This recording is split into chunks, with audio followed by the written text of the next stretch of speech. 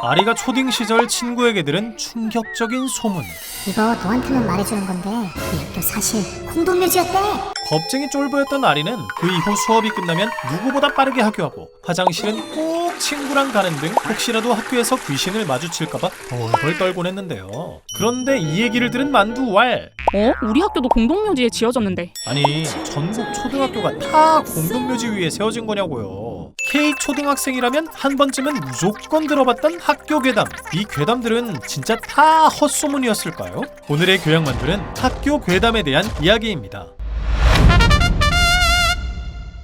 초등학교가 공동묘지 위에 세워졌다는 괴담은 놀랍게도 완전히 헛소문은 아닙니다. 다만 인터넷에 떠도는 것처럼 초등학생들의 넘치는 양기로 귀신의 운기를 눌러버리기 위해서 라는 썰은 도시전설에 가깝고요. 훨씬 현실적이고 역사적인 이유가 있습니다. 조선시대에는 사대문 안에 무덤을 만드는 것이 법적으로 금지되어 있었습니다. 그래서 사람이 죽으면 도성 밖으로 나가 최소 10리 이상 떨어진 곳에 시신을 매장해야 했는데요. 이때 시신은 동쪽의 광희문과 서쪽의 소위문을 통해 지나가야 했습니다. 그러다 보니 신당동, 아현동, 금호동, 용산 등 일대에 자연스럽게 비공식적인 공동묘지가 생겨나게 되었죠. 지역의 명칭에서도 이러한 역사의 흔적이 남아있는데요. 신당동은 망자들을 좋은 곳으로 보내기 위한 무당들의 신당이 모여 있었다고 해서 신당동이라는 설이 있고요. 아현동은 아이의 시신이 묻힌 고개라는 뜻의 아이고개에서 유래되었다는 설이 있죠. 아무튼 지금처럼 화장이 일반적이지 않았던 당시엔 사실상 매장이 유일한 장례 방식이었습니다. 하지만 문제는 사람은 계속 죽는데 땅은 한정되어 있다는 것. 시간이 지날수록 묘자리는 부족할 수밖에 없었죠.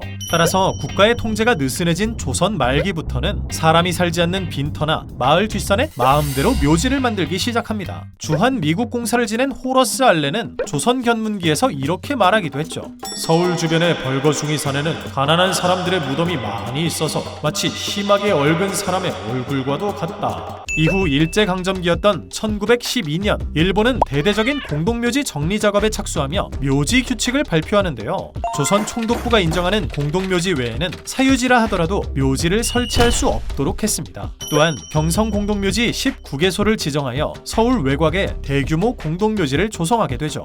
어라? 근데 여기 지금 다 비싼 땅 아니에요? 여기에 공동묘지가 있었다고? 네, 맞습니다. 1936년 일본은 서울의 경계를 기존의 4배로 넓히는 확장안을 발표하는데요. 이때 원래 공동묘지가 있었던 신당동, 아현동, 장충동, 이태원 일대가 서울로 편입하게 됩니다. 그리고 이곳에 있던 공동묘지는 미아리와 같은 더 외곽 지역으로 옮기게 되죠. 이후 원래 공동묘지가 있던 자리에는 각종 공공행정시설이 들어서게 되는데 이때 국민학교, 즉 지금의 초등학교가 많이 세워지게 되었죠. 이후 서울은 물론 인천과 부산 같은 대도시에서도 비슷한 양상이 반복되었죠. 그러니까 초등학교 공동묘지 썰은 완전 개소리는 아니었던 셈이죠. 유독 초등학교엔 중학교나 고등학교보다 괴담이 훨씬 많은데요. 여기에도 나름의 이유가 있습니다. 일단 초등학교는 낮과 밤의 갭 차이가 매우 극단적입니다. 낮에는 세상 시끄럽고 정신없던 공간인데 밤만 되면 쥐 죽은 듯이 조용해지면서 엄청난 적막감과 공포를 불러일으키죠. 그리고 여기에 초등학생 특유의 무한 상상력이 합쳐지면 평범한 소문도 레전드 괴담으로 진화! 사실 초딩들 사이에서 무서운 괴담은 공포라기보단 놀이문화에 가까웠는데요. 학교 앞 문방구에서 괴담집이 불티나게 팔리는 이유도 이 때문이죠. 마지막으로 아이들 사이에서 인기 있는 괴담은 짧고 단순하고 자극적입니다. 결국 가장 쉽고 강렬한 이야기만이 살아남아 전국 초등학교로 무한복사되기 시작한 거죠.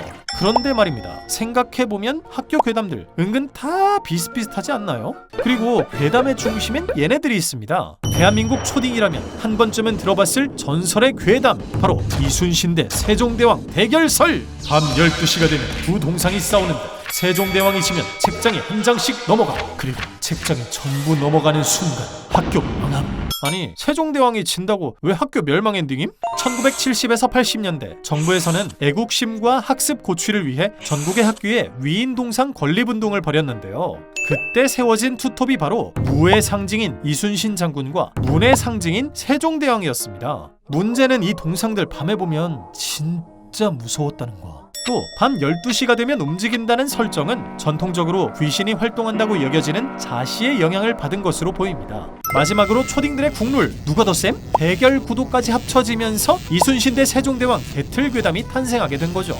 유관순 동상이 있는 학교에서는 밤 12시에 동상이 만세를 부르며 운동장을 뛰어다닌다는 괴담이 있다고.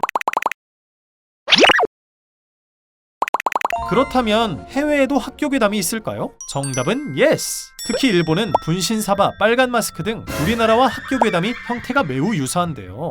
앞서 이야기한 것처럼 일제강점기 때 대규모로 학교 시설이 만들어지기도 했고 일본 대중문화의 영향을 많이 받았기 때문이기도 하죠. 일본의 대표적인 학교 괴담으로는 7대 불가사의 괴담이 있습니다. 각 학교마다 전해져 내려오는 7개의 괴담이 있는데 마지막 7번째 괴담을 알게 되면 죽거나 실종된다는 이야기죠.